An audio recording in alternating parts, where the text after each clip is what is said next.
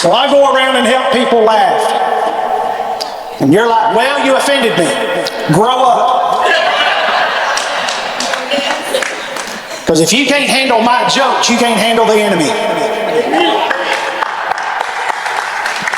But I wanted to change the world. Ever since I was a little boy, I wanted to change the world because I'm a giver. I love to help people.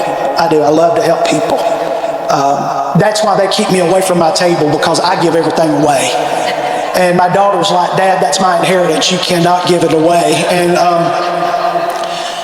And when Jason and I started doing the COVID tour, I told him, I said, man, I want to change the world. He said, man, we're just like each other.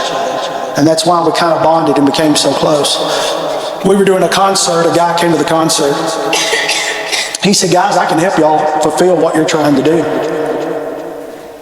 I said, all right, what are you talking about? And he told me about how he had this company, and what they do is they go around the world and they find countries and families that live in that countries that don't have government assistance programs like we have here in America. And they go into the remote parts of the earth, of the world, and they go in there and they feed these families. They care for them with health care. They give the kids surgery, education, whatever they need, they meet that need. I said, you feed them? Yeah, absolutely, we feed them. We do so much more than that, but yeah, we feed them. I said, well, how much are we talking? He said, we got it narrowed down now to where we can do it for $39 per family. I said, OMG, $39? That's the price of one coffee from Starbucks.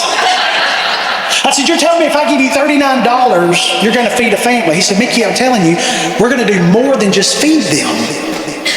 He said, why are you so stuck on us just feeding them out of all the things we're going to do for these families? My mind went back to when my family and I, we were packing up our boxes and we had nowhere to go. We were in the pastor's house. Someone came to the door and I didn't want to go and answer the door because those good church people had taken everything I had done and posted it all over social media. So I was the talk of the town.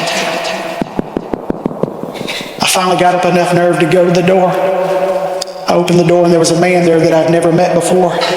He looked at me and he said, are you that preacher they're trying to run off? And I bowed my head in shame. I said, yeah, that's me.